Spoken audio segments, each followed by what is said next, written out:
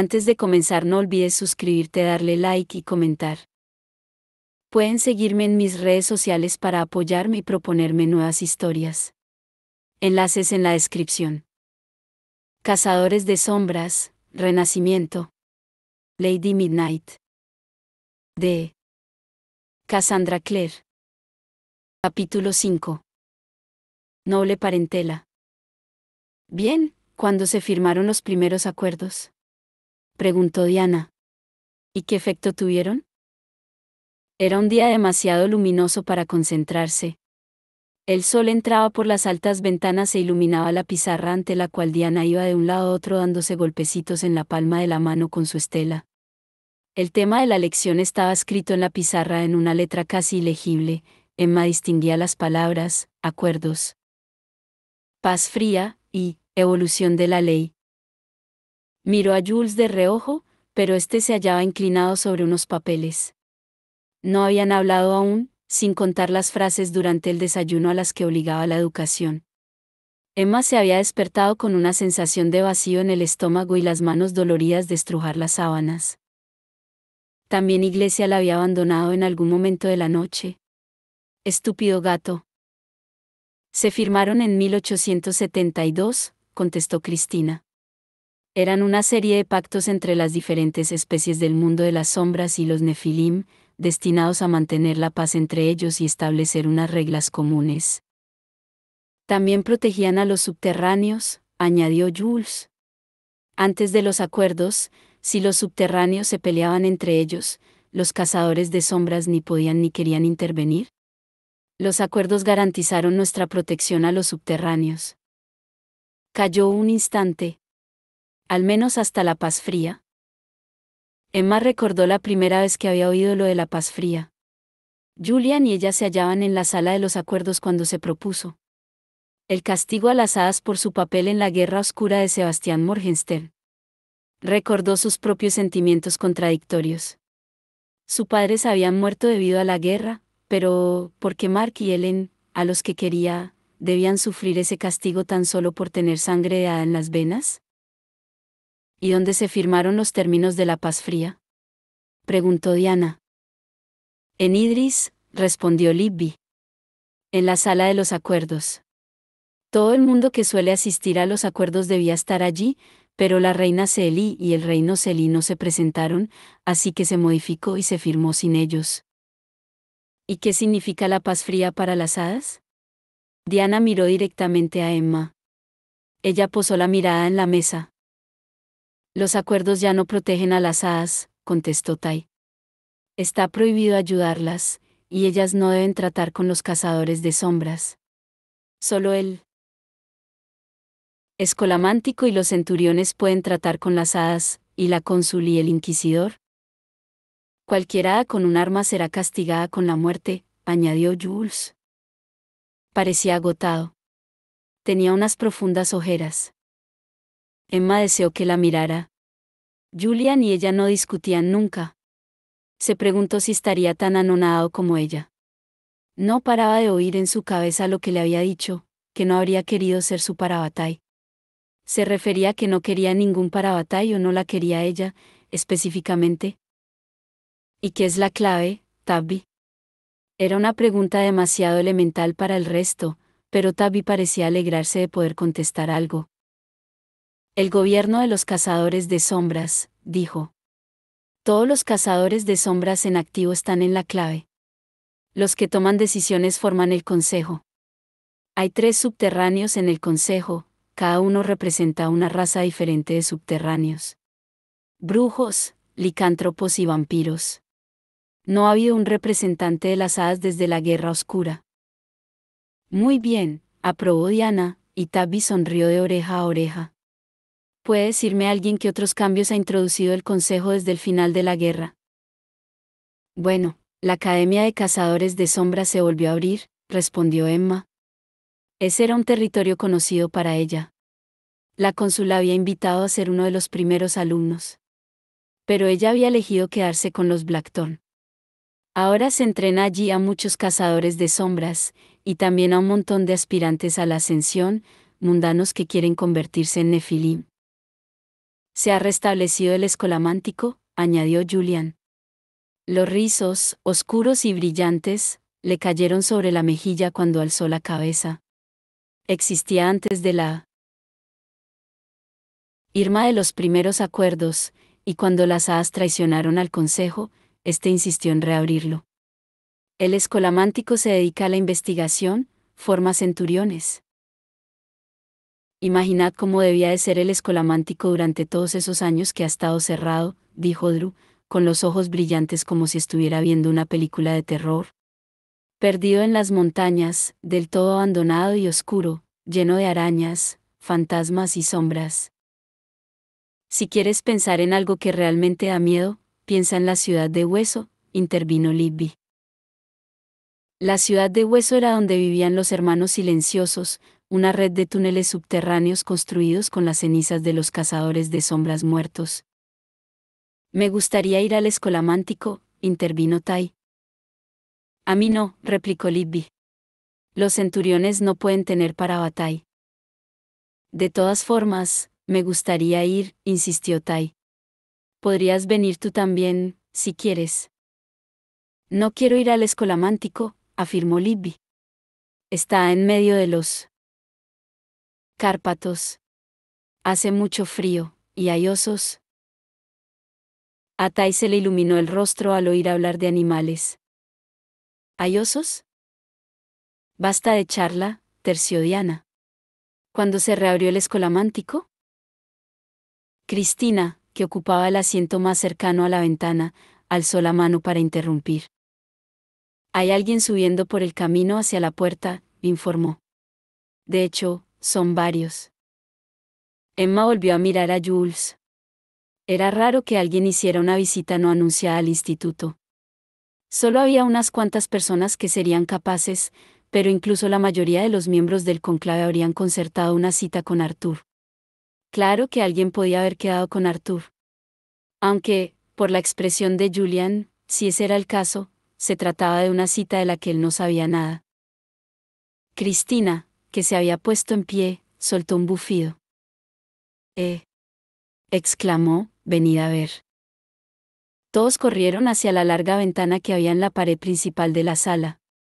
Estaba situada al frente del instituto y daba al serpenteante camino que llevaba desde la puerta hasta la autovía que lo separaba de la playa y el mar. El cielo estaba azul y sin nubes. El sol destellaba sobre las bridas de plata de los 3 caballos, cada uno con un silencioso jinete montando a pelo. «Hadas», dijo Cristina, y la palabra le salió con el tono seco del asombro. Sin duda no se equivocaba. El primer caballo era negro y el jinete portaba una armadura negra que parecía de hojas quemadas. El segundo caballo era del mismo color y el jinete vestía una túnica en tono marfil. El tercer caballo era castaño y su jinete iba envuelto de pies a cabeza en un hábito con capucha del color de la tierra. Emma no podía decir si se trataba de un hombre o de una mujer, de un niño o de un adulto. Y primero dejad pasar a los caballos negros y luego dejad pasar los castaños. Murmuró Jules, citando un antiguo poema feérico. Uno vestido de negro, otro de marrón, y el otro de blanco. Es una alegación oficial. De las Cortes. Julian miró a Diana. No sabía que Arthur tuviera una reunión con una alegación de los seres mágicos. ¿Crees que se lo habrá dicho a la clave? Diana negó con la cabeza, claramente perpleja. No lo sé. No me ha comentado nada. Julian se tensó como un arco. Emma pudo notar cómo emanaba de él esa tensión. Una alegación de los seres mágicos era algo serio y raro. La clave tenía que conceder su permiso antes de poder mantener ninguna reunión con ellos. Aunque fuera con el director de un instituto. Diana, tengo que ir. Ceñuda, Diana se dio unos golpecitos con la estela contra la palma de la mano y luego asintió. Muy bien. Adelante. Voy contigo. Emma saltó del asiento de la ventana. Julian, que ya se dirigía a la puerta, se detuvo y se dio la vuelta. No, dijo. No pasa nada. Ya me ocupo yo. Salió del aula. Por un momento, Emma permaneció inmóvil.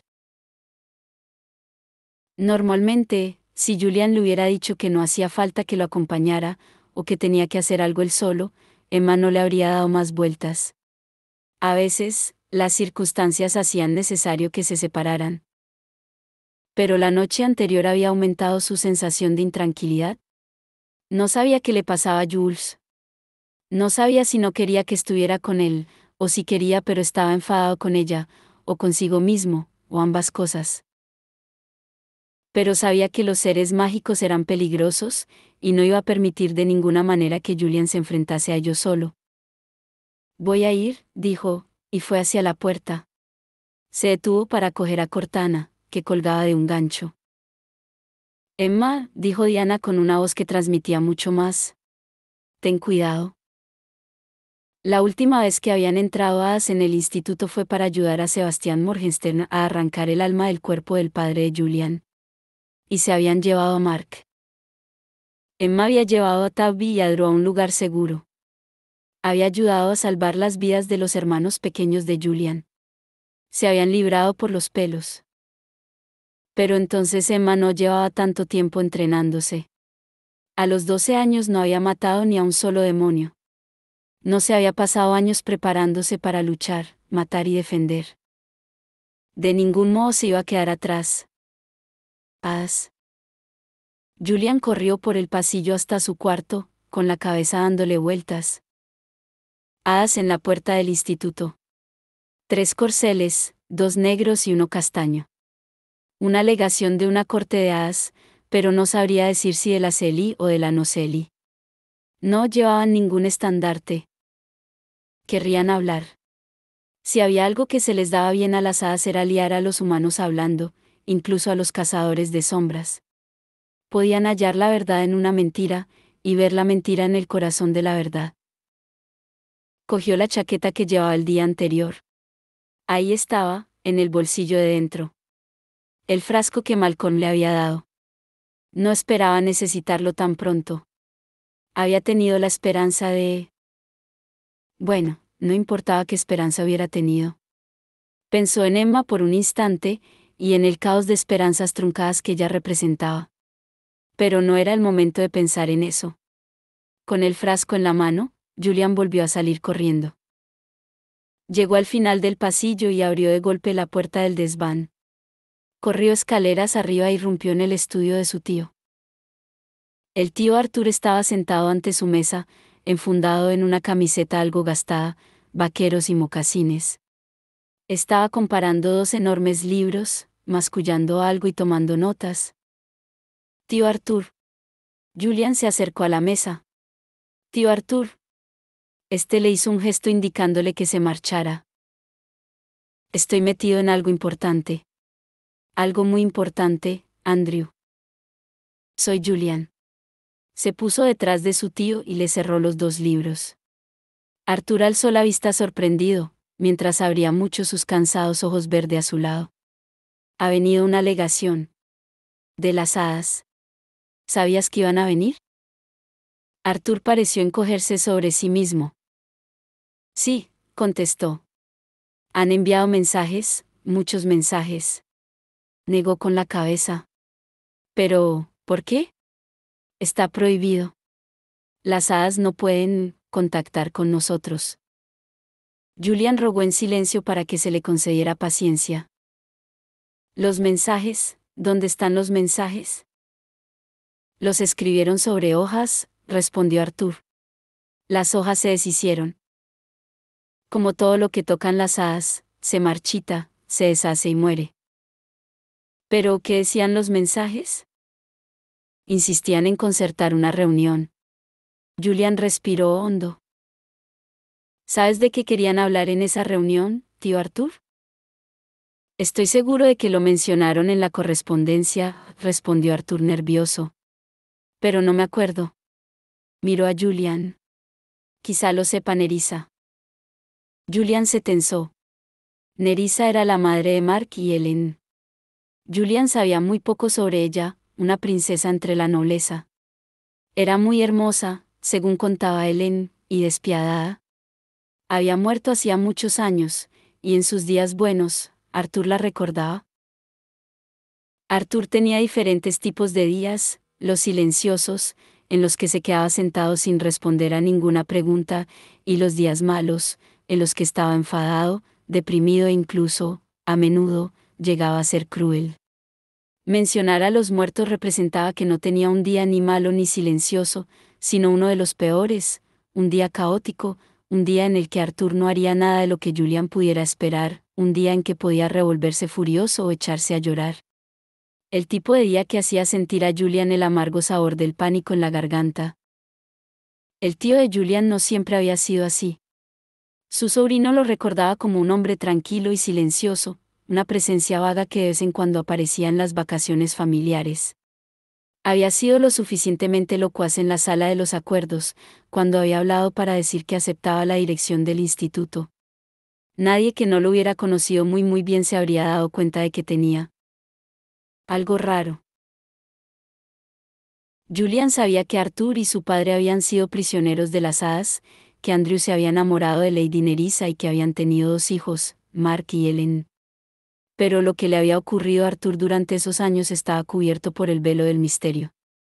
Su lunatismo, como la clave lo habría llamado, era, para Julian, algo producido por las hadas. Si no habían acabado con su cordura, sí que habían plantado las semillas de su destrucción.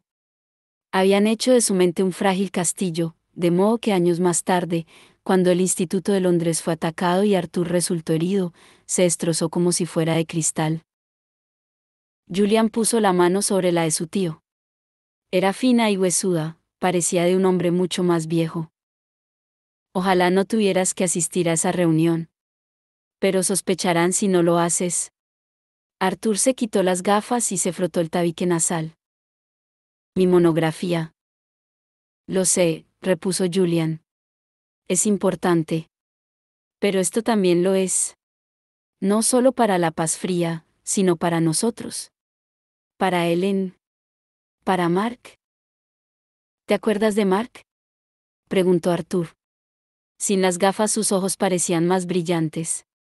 Hace ya tanto tiempo. No tanto, tío, replicó Julian. Lo recuerdo perfectamente. Parece que fue ayer. Arthur se estremeció. Recuerdo a los guerreros Hada. Llegaron al Instituto de Londres con la armadura cubierta de sangre. Tanta como si hubieran estado entre las líneas aqueas cuando Zeus hizo llover sangre.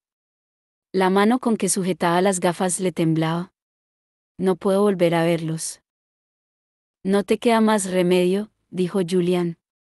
Pensó en todo lo que nunca se había dicho, que él era un crío durante la Guerra Oscura, que había visto a las hadas asesinar a niños, oído los gritos de la cacería salvaje.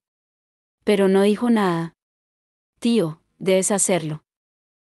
Si tuviera mi medicación, gimió Arthur. Pero hace tiempo que se me acabó. Yo tengo. Jules sacó el frasco del bolsillo. Deberías haberle pedido más a Malcolm. No me he acordado. Arthur volvió a colocarse las gafas mientras observaba a Julian vaciar el contenido del frasco en el vaso de agua que había sobre la mesa. ¿Cómo saber en quién confiar? Puedes confiar en mí, afirmó Julian, casi atragantándose con las palabras, y le pasó el vaso a su tío. Toma. Ya sabes cómo son los seres mágicos. Se alimentan de la inquietud humana y se aprovechan de ella. Esto te mantendrá tranquilo, incluso si tratan de emplear sus trucos. Sí. Arthur miró el vaso, en parte con ansia y en parte con miedo. El contenido le haría efecto durante 1 hora, quizá menos. Después tendría un horrible dolor de cabeza que lo obligaría a guardar cama durante días. Julian casi nunca se la daba, esos efectos posteriores hacían que muy pocas veces valiera la pena, pero en ese momento tenía que valerla. El tío Arthur vaciló un instante. Lentamente, se llevó el vaso a la boca, lo inclinó y fue bebiendo. El efecto fue inmediato. De repente, todo en Arthur pareció agudizarse, se volvió más claro y preciso, como un esbozo que se ha ido acabando para convertirlo en un detallado dibujo. Se puso en pie y cogió la chaqueta que colgaba de un gancho junto a la mesa. Ayúdame a buscar ropa para cambiarme, Julian, dijo. En el santuario debemos ir vestidos con decencia. Todos los institutos tenían su santuario. Siempre había sido así. El instituto era una mezcla de ayuntamiento y residencia, un lugar donde cazadores de sombras y subterráneos por igual iban a reunirse con el director del instituto. El director era el representante local de la clave. En todo el sur de California no había ningún cazador de sombras más importante que el director del Instituto de Los Ángeles.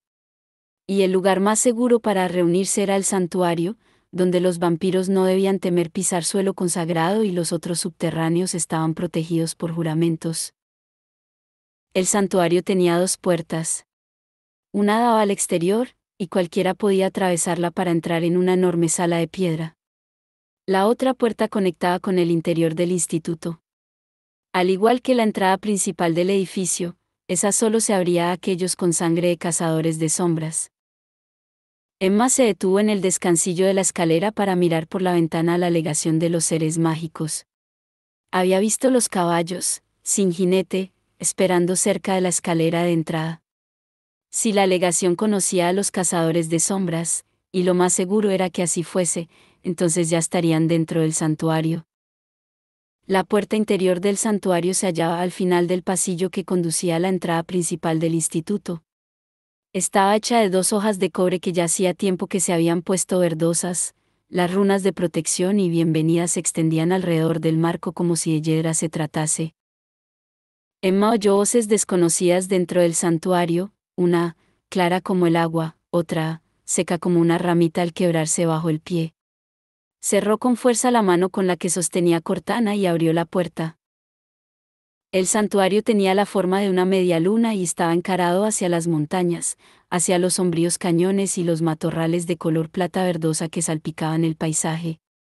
Las montañas tapaban el sol, pero la sala estaba bien iluminada gracias a una gran araña que colgaba del techo.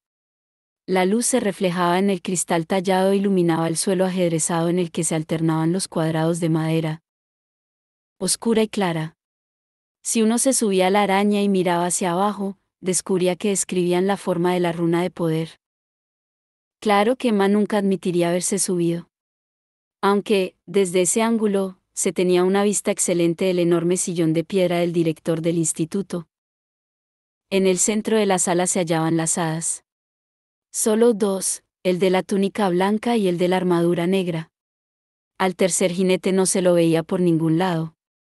Tampoco sus rostros eran visibles. Podía distinguir la punta de los dedos de unas manos largas y blancas que sobresalían por debajo de las mangas, pero ni siquiera podía saber si eran femeninas o masculinas. Emma percibía el poder salvaje e indómito que surgía de ellos, la sutil sensación de hallarse ante seres de otro mundo. Una sensación como la frialdad húmeda de la tierra contra la piel, como el olor a raíces, hojas y flores de jacarandá. El hada de negro se rió y se retiró la capucha. Emma se lo quedó mirando. La piel era el verde oscuro de las hojas, las manos como garras, los ojos amarillos como los de una lechuza. Llevaba una capa bordada con el dibujo de un cerval. Era el hada al que había visto en Sepulcro la otra noche. «Nos encontramos de nuevo, hermosa», dijo, y su boca, que era como una grieta en la corteza de un árbol, sonrió. «Soy Yarlat, de la corte Noceli. Mi compañero de blanco es Kieran, de la cacería. Kieran, quítate la capucha». El otro ser mágico alzó 2 delgadas manos, cada uno de los dedos acabado en una uña cuadrada, translúcida. Agarró los bordes de la capucha y la echó hacia atrás con un gesto imperioso, casi rebelde. Emma contuvo un suspiro. Era hermoso. No como Julian o Cristina, de un modo humano, sino como el filo de Cortana. Parecía joven, de no más de 16 o 17 años, aunque Emma supuso que sería mucho mayor. Un cabello oscuro con un ligero brillo azulado enmarcaba un rostro que parecía esculpido. Su ligera túnica y los pantalones estaban desteñidos y gastados, hubo un tiempo en que debieron de ser elegantes, pero las mangas y los bajos le quedaban un poco cortos sobre el esbelto y grácil cuerpo. Los ojos, muy separados, eran de 2 colores, el izquierdo, negro, y el derecho, de un profundo tono plateado. Llevaba unos gastados guanteletes blancos que lo señalaban como príncipe de las hadas, pero sus ojos decían que formaba parte de la cacería salvaje. ¿Esto es por lo de la otra noche?, preguntó Emma, mientras pasaba la mirada de Jarlath a Kieran. ¿En sepulcro? En parte, contestó el primero. Su voz sonaba como ramas quebrándose bajo el viento. Como las oscuras profundidades de los bosques de los cuentos de hadas, donde solo vivían los monstruos. Emma se sorprendió de no haberlo notado en el bar. ¿Es esta la chica? La voz de Kieran era muy diferente, como olas alcanzando la orilla. Como agua cálida bajo una tenue luz. Era seductora, con un toque frío. Miró a Emma como si esta fuera algún tipo de flor nueva que no sabía si le gustaba. Es bonita. No creía que fuera guapa. No lo mencionaste. Jarlath se encogió de hombros. ¿A ti siempre te han gustado las rubias?, repuso. Vale, ya está bien. Emma chasqueó los dedos. Estoy aquí. Y no me había enterado de que me habían invitado a venir aquí para jugar a ¿quién está más bueno? Y yo no me había enterado de que te habían invitado a venir aquí en absoluto, replicó Kieran. Hablaba de una forma normal, como si estuviera acostumbrado a tratar con humanos. Grosero, le espetó Emma. Esta es mi casa.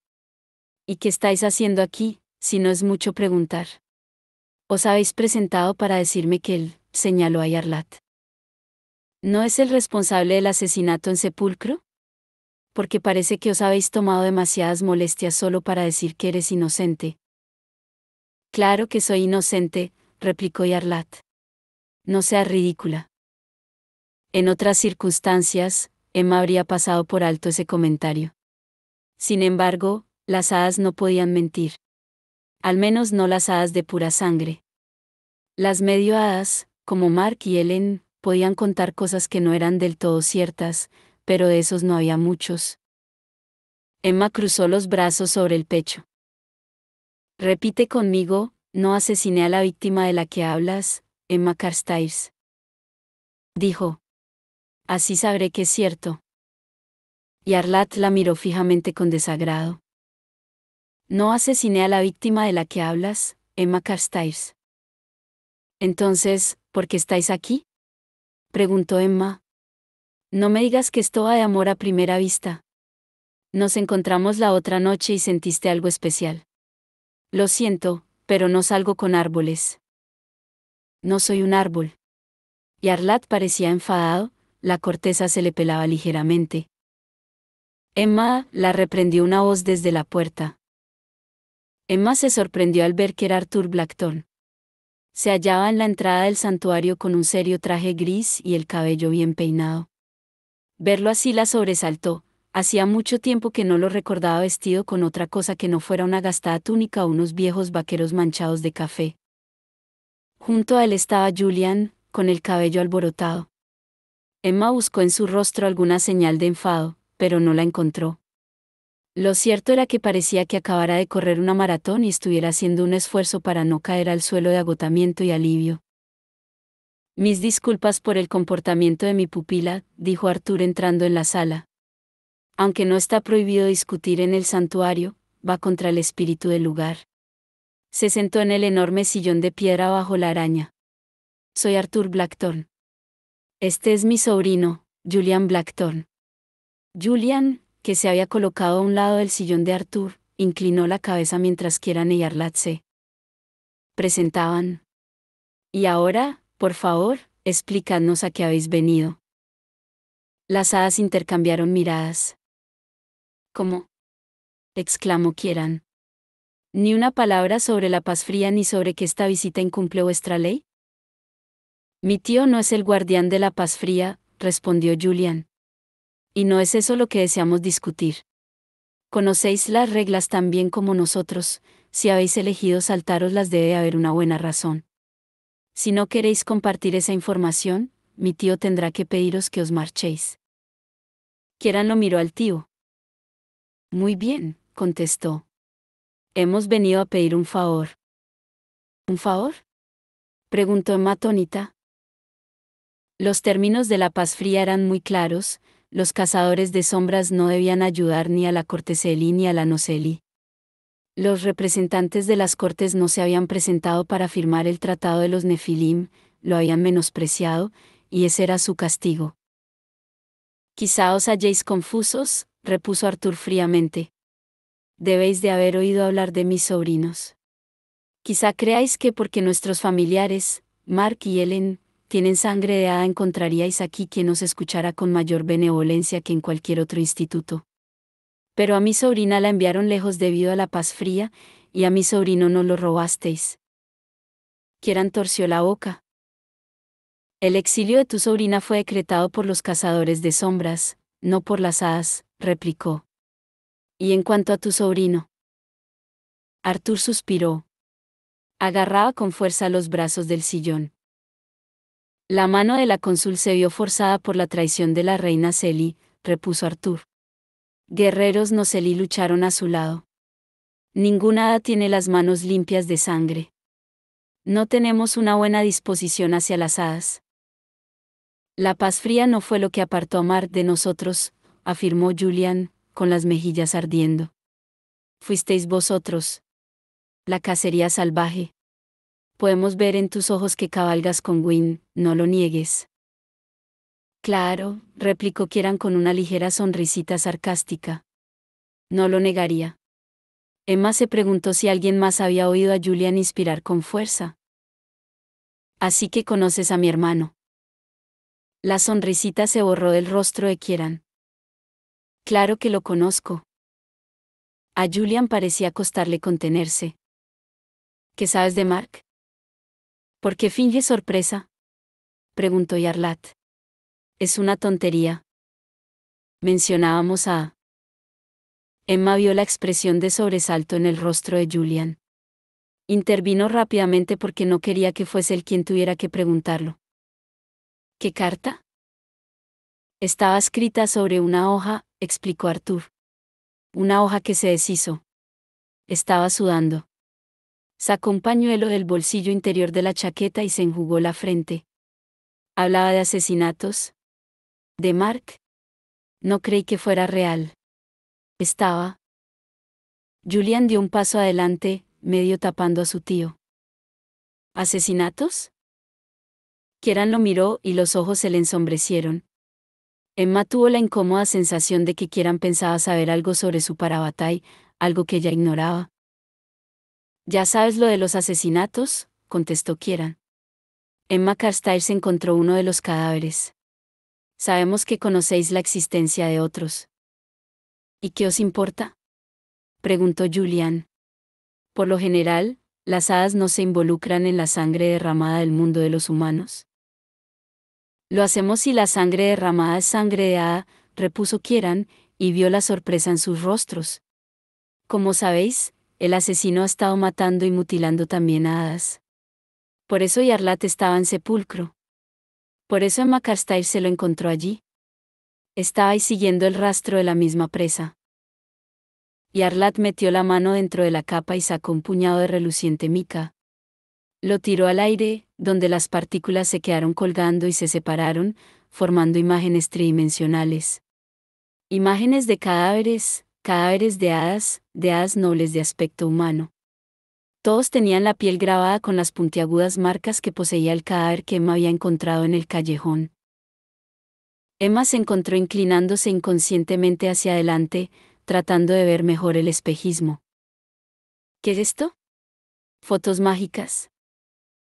Recuerdos, conservados con magia, explicó Yarlat. Ilusiones ópticas, replicó Julian. Y las ilusiones pueden mentir. Yarlat hizo un movimiento con la mano y las imágenes cambiaron. De repente, Emma estaba viendo al hombre muerto que había encontrado en el callejón 3 noches atrás. Era una imagen exacta, hasta en la retorcida expresión de horror en el rostro del muerto. ¿Es esto una mentira? Emma clavó la mirada en Yarlat. ¿Lo viste? Probablemente lo encontraste antes que yo, ¿no es así? Yarlat cerró la mano y los brillantes granos de mica cayeron al suelo como gotas de lluvia, deshaciendo la ilusión. Sí. Ya estaba muerto. No podía ayudarlo. Lo dejé para que lo encontraras tú. Emma no dijo nada. Era evidente que Yarlat estaba diciendo la verdad. Y las hadas no mentían. También han matado a cazadores de sombras, lo sabemos, añadió Kieran. A menudo matan a cazadores de sombras, replicó el tío Arthur. No hay ningún lugar seguro. No es cierto, repuso Kieran. Hay protección donde hay protectores. Mis padres, comenzó Emma, sin hacer caso a Julian, que la miraba negando con la cabeza. No se lo digas, no se lo cuentes, no les des nada. Emma sabía que Julian tenía razón, estaba en la naturaleza de las hadas arrancarte los secretos y usarlos en tu contra. Pero si existía una posibilidad, por remota que fuera, de que supieran algo. Sus cuerpos se hallaron con esas mismas marcas, hace 5 años. Cuando los cazadores de sombras trataron de moverlos, se convirtieron en ceniza. La única razón de que conozcamos esas marcas es porque los Nefilim hicieron fotos antes. Kieran la miró entonces con ojos relucientes. Ninguno de los dos parecía humano, el negro era demasiado oscuro, el plateado, demasiado metálico. Sin embargo, el conjunto era inquietante e inhumanamente hermoso. Sabemos lo de tus padres, dijo. Conocemos su muerte. Sabemos lo del lenguaje demoníaco con el que habían inscrito sus cuerpos. Mutilados, soltó Emma casi sin poder respirar, y notó la mirada de Julian sobre ella, recordándole que estaba ahí, un apoyo silencioso. Desfigurados. No inscritos. La expresión de Kieran no cambió. También sabemos que durante años habéis tratado de traducir o entender los escritos, sin éxito. Podemos ayudaros a que eso cambie. ¿Qué estás diciendo exactamente? Quiso saber Julian. Había recelo en sus ojos, en toda su actitud. La tensión que emanaba del cuerpo de Julian impidió que Emma soltara 1000 preguntas. Los eruditos de la corte Noseli han estudiado las marcas, explicó Yarlat.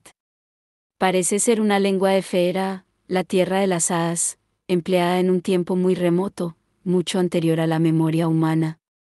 Antes de que hubiera Nefilim. De cuando las hadas estaban más unidas a sus antepasados demoníacos, soltó Arthur con voz áspera. Kieran torció el gesto, como si Arthur hubiera dicho algo desagradable. Nuestros eruditos comenzaron a traducirlas, continuó. De debajo de la capa sacó varias hojas de un papel apergaminado muy fino. Emma vio en ellas las marcas que también conocía. Bajo ellas había palabras, escritas en una complicada letra. A Emma se le detuvo el corazón. Han traducido la primera línea, dijo Kieran. Parece que quizás sea parte de un hechizo. Ahí nos faltan conocimientos. Los seres mágicos no tratan con hechizos, eso es territorio de los brujos. ¿Habéis traducido la primera línea? Preguntó Emma con impaciencia. ¿Qué dice? Te lo diremos, contestó Yarlat, y te entregaremos el trabajo que han realizado nuestros eruditos hasta el momento, si aceptáis nuestras condiciones. Julian los miró con recelo. ¿Por qué solo habéis traducido la primera línea? ¿Por qué no todo? Los eruditos casi ni habían acabado de averiguar el significado de esa primera línea cuando el rey Noseli les prohibió continuar, explicó Kieran. La magia de este hechizo es negra, de origen demoníaco. No quería que esa magia despertara en Feera. Podrías haber continuado con ese trabajo tú mismo, repuso Emma. El rey ha prohibido a todas las hadas que toquen esas palabras, replicó Yarlat. Pero eso no quiere decir que dejemos de involucrarnos. Creemos que ese texto, esas marcas, pueden llevar hasta el asesino una vez se comprendan. ¿Y queréis que nosotros traduzcamos el resto de las palabras? Preguntó Julian. Empleando como clave la línea que habéis traducido. Más que eso, respondió Yarlat. La traducción es solo el primer paso. Os llevará hasta el asesino. Cuando hayáis encontrado a esa persona, se la entregaréis al rey Noseli para ser juzgada por el asesinato de las hadas y recibir justicia. ¿Queréis que hagamos esta investigación para vosotros? Soltó Julian. Somos cazadores de sombras. Estamos sometidos a la paz fría, igual que vosotros. Tenemos prohibido ayudar a los seres mágicos, incluso recibiros aquí va contra las normas. ¿Sabéis lo que estamos arriesgando? ¿Cómo os atrevéis a pedirnos eso? La voz de Julian estaba cargada de rabia, una rabia desproporcionada a la propuesta, pero Emma no podía culparlo. Sabía lo que veía cuando miraba a las hadas, sobre todo a las de la cacería salvaje. Veía las frías aguas de la isla de Brangel. Veía el dormitorio vacío del instituto donde ya no estaba Mark. No solo su investigación, intentó tranquilizarlo Emma con voz calmada. También es la mía. Esto tiene que ver con mis padres. Lo sé, repuso Julian, y su rabia desapareció, sustituida por dolor. Pero así no podemos, Emma. ¿Por qué habéis venido aquí? Intervino Arthur, que parecía estar sufriendo y tenía el rostro ceniciento. ¿Por qué no habéis acudido a un brujo? Una expresión de decepción se dibujó en la hermosa cara de Kieran. No podemos consultar a un brujo, contestó. Ninguno de los hijos de Lilith tratará con nosotros. La paz fría nos ha apartado de los otros subterráneos. Pero vosotros podéis visitar al brujo supremo Malcolm Fay, o incluso al propio Magnus Bane, y pedirles una respuesta a esta pregunta. Nosotros estamos atados de pies y manos, pero vosotros sois, soltó la palabra con desprecio, libres. Os habéis equivocado de familia, repuso Arthur. Nos pedís que violemos la ley por vosotros, como si tuviéramos algún cariño especial a los seres mágicos. Pero los Blackthorn no hemos olvidado lo que nos habéis arrebatado. No, lo cortó Emma. Necesitamos esos papeles, necesitamos. Emma, la mirada de Arthur era dura. Ya basta.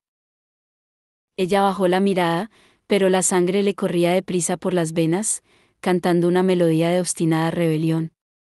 Si las hadas se iban y se llevaban con ellas esos papeles, hallaría la manera de localizarlos, de recuperar la información, de averiguar lo que necesitaba. De alguna manera. Aunque el instituto no pudiera arriesgarse, ella sí. Yarlat miró a Arthur. Creo que no quieres tomar esa decisión de manera precipitada. Arthur apretó los dientes. ¿Por qué crees que cambiaré de opinión, vecino? Los buenos vecinos. Un término muy antiguo para los seres mágicos. Porque tenemos algo que queréis más que nada, contestó Kieran. Y si nos ayudáis, estamos dispuestos a daroslo. Julian palideció. Emma, que lo miraba, se quedó por un momento tan atrapada por su reacción que no se dio cuenta de lo que esas palabras implicaban. Cuando lo hizo, el corazón le dio un brinco dentro del pecho. ¿Y qué es? Susurró Julian. ¿Qué tenéis que nosotros queramos? Venga, no fastidies. Soltó Kieran. ¿Qué te parece que es? La puerta del santuario, la que daba al exterior del instituto, se abrió y entró el hada de manto marrón. Se movía con agilidad y en silencio, sin vacilación pero tampoco prisa, sin nada humano en sus movimientos. Al entrar en el dibujo de la runa angelical del suelo, se detuvo. La sala estaba en completo silencio cuando se llevó la mano a la capucha y, por primera vez, vaciló. Las manos eran humanas, de dedos largos, bronceadas. Conocidas. Emma no respiraba. No podía. Julian parecía estar como soñando. El rostro de Arthur era inexpresivo, perplejo. Bájate la capucha, muchacho, dijo Yarlat. Muestra tu rostro. Las manos conocidas se cerraron sobre la capucha y la bajaron de golpe, apartando el manto de los hombros como si la tela le resultara desagradable. Emma vio el destello de un cuerpo ágil y alto, de un cabello claro, de unas manos delgadas, mientras la capa caía al suelo formando un charco oscuro. El chico se hallaba en el centro de la runa, jadeando. Un chico que parecía tener unos 17 años, con el cabello claro rizado como las parras de acanto. Los ojos mostraban el desdoblamiento de la cacería salvaje, dos colores, uno dorado y el otro el azul de los Blackthorn. Iba descalzo y con los pies negros y sucios. Su ropa estaba rasgada y vieja. Emma sintió como si le rodara la cabeza por una terrible mezcla de horror, alivio y perplejidad. Julian estaba tenso, como si le hubiera atravesado una corriente eléctrica. Emma vio la rigidez de su mentón, el temblor de un músculo en la mejilla. Julian no abrió la boca, fue Arthur quien habló, medio alzado de su asiento, con una voz frágil e insegura. ¿Mark? Mark lo miró con unos ojos cargados de confusión. Abrió la boca para responder, pero Yarlat se volvió hacia él. Mark Blackthorn de la cacería salvaje, dijo con aspereza. No hables hasta que se te dé permiso. Mark cerró los labios. Su rostro era totalmente inexpresivo. ¿Y tú? Ordenó Kieran, alzando una mano cuando Julian comenzó a avanzar, quédate donde estás. ¿Qué le habéis hecho? A Julian le saltaban chispas de los ojos. ¿Qué le habéis hecho a mi hermano? Mark pertenece a la cacería salvaje, contestó Yarlat. Si elegimos entregároslo, será bajo palabra. Arthur se había hundido en la silla. Parpadeaba como un búho, pasando la mirada de Mark a los guerreros hada. Su rostro seguía ceniciento. Los muertos se alzan y los perdidos regresan, dijo. Deberíamos hacer ondear estandartes azules desde lo alto de las torres. Kieran lo contempló con fría perplejidad. ¿Qué está diciendo? Julian miró a Arthur, luego a Mark, y finalmente a las dos hadas. Se halla en estado de shock, contestó. Está delicado de salud, así ha sido desde la guerra. Es de un viejo poema de los cazadores de sombras, intervino Emma. Me sorprende que no lo conozcas. Los poemas contienen muchas verdades, dijo Yarlat, y había un rastro de humor en su voz, pero un humor amargo. Emma se preguntó si se estaba burlando de ellos o de sí mismo. Julian miraba fijamente a Mark, con una expresión de absoluta sorpresa y anhelo. «Mark», llamó. Este apartó la mirada. Pareció como si a Julian lo hubiesen asaetado con flechas de elfo, los arteros dardos de las hadas que se hundían bajo la piel y soltaban un veneno letal. Cualquier rabia que Emma hubiera sentido hacia él por lo de la noche anterior se evaporó. Por la expresión del rostro de Julian parecía que unos cuchillos le atravesaran el corazón. Mark, repitió, y luego medio susurró, ¿por qué? ¿Por qué no puede hablarme? Wynn le ha prohibido hablar hasta que nuestro trato esté sellado, explicó Kieran. Miró a Mark y había algo frío en su expresión. ¿Odio? ¿Envidia? ¿Despreciaría a Mark por ser medio humano? ¿Lo harían todos? ¿Cómo le habrían demostrado ese odio durante todos esos años en los que había estado a su merced? Emma notaba el esfuerzo que estaba haciendo Julian por contenerse y no salir corriendo hacia su hermano. Habló por él. Así que Mark es vuestra moneda de cambio. Una rabia súbita y sorprendente cruzó el rostro de Kieran. ¿Por qué debéis afirmar lo evidente? ¿Por qué tienen que hacerlo todos los humanos? Serás tonta. La actitud de Julian cambió, apartó su atención de Mark, se irguió estirando la espalda y se le endureció la voz. Sonaba tranquilo, pero Emma, que lo conocía muy bien, percibía el hielo en su tono. Emma es mi Parabatai, dijo. Si vuelves a hablarle así, el suelo del santuario se manchará de sangre, y no me importa si después me ejecutan por ello. Los extraños y hermosos ojos de Kieran destellaron. Los Nefilim sois leales a vuestro compañero escogido, eso os lo concedo. Agitó una mano, quitando importancia a la situación.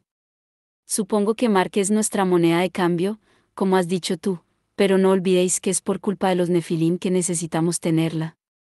Hubo un tiempo en que los cazadores de sombras habrían investigado los asesinatos de nuestros hermanos porque creían que su obligación era protegernos incluso por encima de su odio.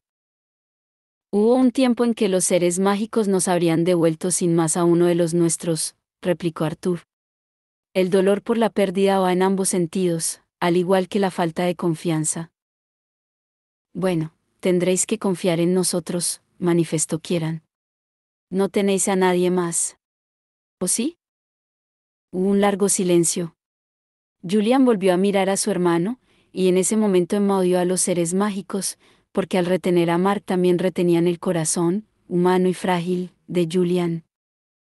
Así que queréis que averigüemos quién es el responsable de esos asesinatos, confirmó.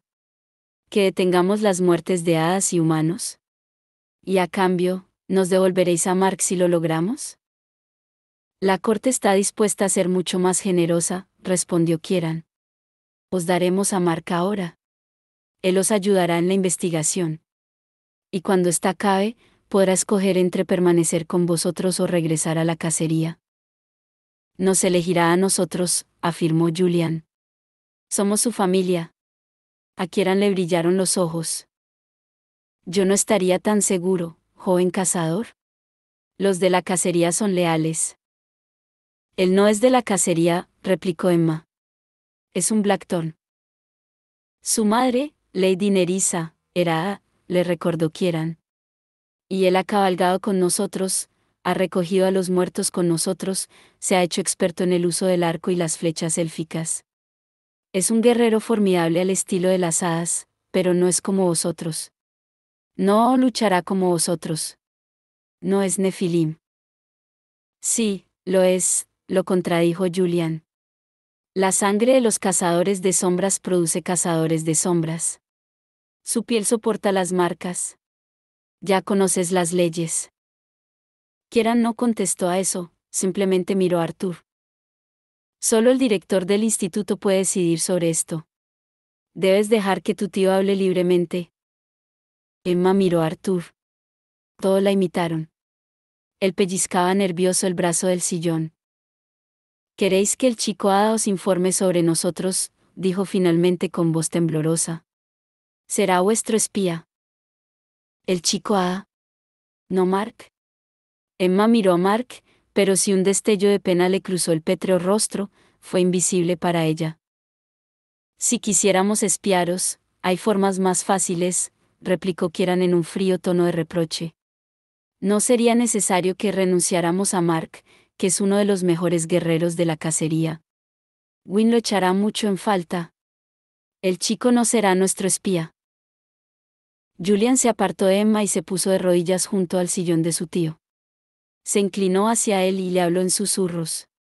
Emma aguzó el oído para ver si podía enterarse lo que decía, pero solo captó unas cuantas palabras sueltas: hermano, investigación, asesinato, medicina y clave. Arthur alzó una temblorosa mano, como para silenciar a su sobrino, y se volvió hacia las hadas. Aceptaremos vuestra oferta, dijo, con la condición de que no habrá trucos. Al final de la investigación, cuando atrapemos al asesino, Mark podrá elegir libremente si quedarse o marcharse. Sin duda, repuso Yarlat. Siempre y cuando el asesino sea identificado con claridad. Queremos saber quién tiene sangre en las manos, no bastará con que digáis. Lo hizo este o aquel, o los responsables son los vampiros. El asesino o asesinos quedarán bajo la custodia de las cortes. Nosotros impartiremos justicia. No si soy yo quien encuentra en primer lugar al asesino, pensó Emma. Os entregaré su cadáver, y eso tendrá que ser más que suficiente. Primero júralo, exigió Julian, con una dura mirada en sus brillantes ojos verde azulado. Juro que cuando se hayan cumplido los términos de nuestro acuerdo, Mark Blackthorn podrá elegir libremente si desea formar parte de la cacería o regresar a su vida de Nefilim. La boca de Kieran se tensó. Juro que cuando se hayan cumplido los términos de nuestro acuerdo, Mark Blackthorn podrá elegir libremente si desea formar parte de la cacería o regresar a su vida de Nefilim. Mark no mostraba ninguna expresión en el rostro y permanecía inmóvil, igual que durante toda la reunión, era como si estuvieran hablando de otra persona y no de él. Parecía como si su mirada atravesara las paredes del santuario y pudiera ver, quizá, el distante océano, o un lugar todavía más lejano. Entonces, creo que tenemos un trato, concluyó Julian. Las dos hadas se miraron, y luego Kieran se acercó a Mark. Le puso las blancas manos sobre los hombros y le dijo algo en un idioma gutural que Emma no entendió.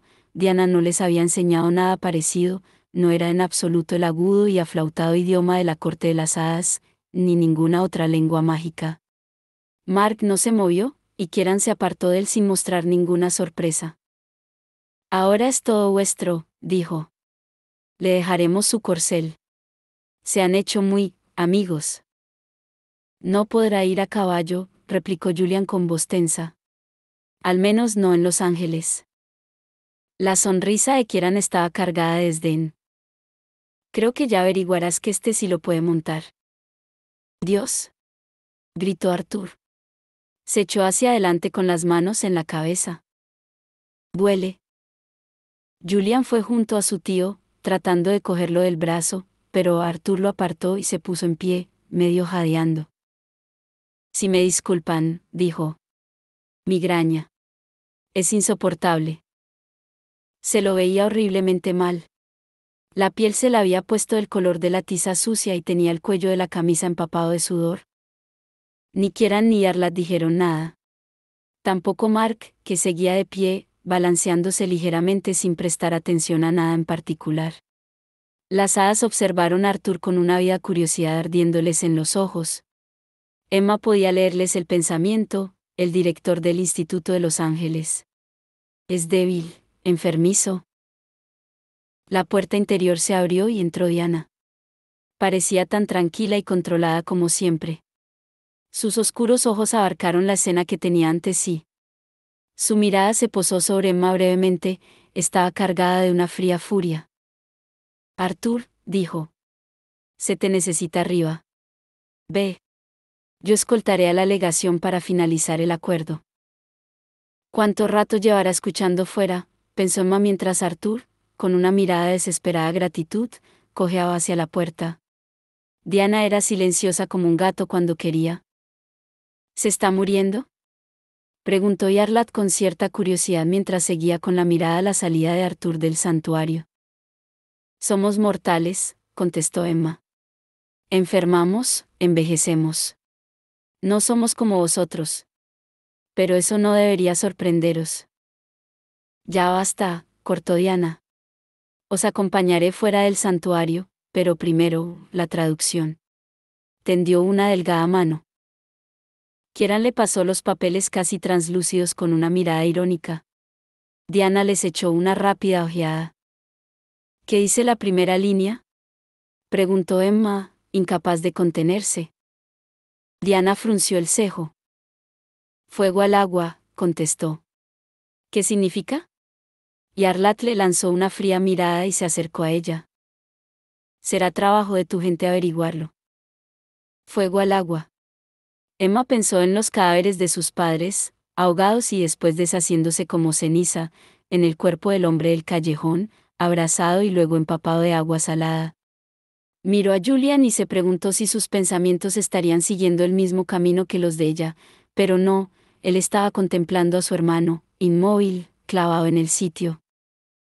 Emma estaba deseando poner las manos en los papeles, pero estos se hallaban doblados en la chaqueta de Diana, y ésta acompañaba a los dos hombres hacia la salida del santuario. Comprenderéis que debemos investigar sin que lo sepa la clave, le dijo a Yarlat, que caminaba a su lado. Kieran iba detrás, ceñudo. Comprendemos que teméis a vuestro gobierno, sí, respondió Yarlat. Nosotros también les tenemos miedo, son los arquitectos de la paz fría. Diana no mordió el anzuelo. Si tenéis que poneros en contacto con nosotros durante la investigación, debéis hacerlo con cuidado. Solo vendremos al santuario, y podéis dejarnos mensajes aquí, dijo Kieran. Si nos enteramos de que habéis hablado de nuestro acuerdo fuera de estas paredes, especialmente a alguien que no sea Nefilim, nos desagradará sobremanera. Mark también tiene órdenes de la cacería de mantener el secreto. Puedes estar segura de que no las desobedecerá.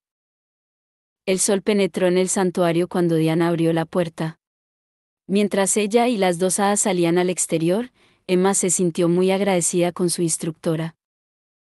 agradecida por haberle evitado el mal trago a Arthur y por ahorrar a Julian el tener que seguir fingiendo que estaba bien. Porque Jules estaba contemplando a su hermano, mirándolo al fin, sin nadie que viera o juzgara su debilidad. Sin nadie que, en el último momento, lo apartara de Mark. Este alzó la cabeza despacio. Estaba delgado como un palo, mucho más fino y anguloso de lo que Emma lo recordaba. No parecía haber envejecido, sino más bien haberse afilado, como si le hubieran tallado los huesos del mentón con delicadas herramientas. Era flaco y grácil, como las hadas. Mark, susurró Julian, y Emma pensó en las pesadillas que habían despertado a Jules durante años, en sus gritos llamando a su hermano, a Mark, en lo desesperada que sonaba su voz y en lo perdido que parecía. En ese momento, Mark estaba muy pálido, pero los ojos le brillaban como si estuviera presenciando un milagro. Y era una especie de milagro, pensó Emma, las hadas nunca devolvían lo que habían arrebatado. O al menos nunca lo devolvían sin que hubiera sufrido cambios. Emma sintió que un repentino estremecimiento le recorría las venas, pero no hizo ni el más mínimo ruido. No se movió cuando Julian dio un paso hacia su hermano, y luego otro, y luego le habló, con la voz quebrada. Mark, susurró. Mark. Soy yo. Este miró a Julian directamente a la cara. Había algo en sus ojos de diferente color, ambos eran azules la última vez que Emma lo había visto, y esa diferencia parecía indicar que había algo roto en su interior, como un jarrón con el esmalte agrietado. Mark miró a Julian, se fijó en su altura, sus hombros anchos, su delgadez, su cabello castaño alborotado, sus ojos blackthorn, y habló por primera vez. Su voz sonó áspera, rasposa, como si no la hubiera usado desde hacía días. ¿Padre?, dijo, y entonces, mientras Julian dejaba escapar un grito ahogado de sorpresa, Mark puso los ojos en blanco y se desplomó sobre el suelo, inconsciente,